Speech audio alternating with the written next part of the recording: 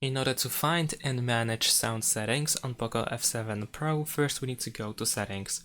In the phone settings, scroll down a little bit in order to find sound and vibration.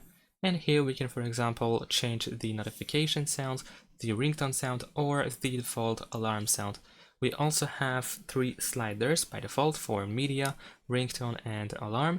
We can enable or disable the silent mode, as well as the do not disturb mode, which also can be automated by creating a schedule.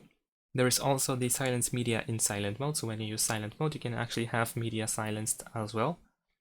There are some vibration options, and if you go to sound effects, you can, for example, switch between Dolby Atmos and Xiaomi Sound.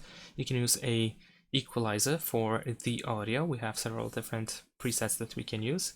We have the immersive sound and some earphone controls or settings. And last but not least, additional settings where we can control notification sounds separately. If it's disabled, then notification volume level is shared with the ringtone volume level. We can also adjust media sound in multiple apps, we can use multiple audio sources, and we have some system sound options here.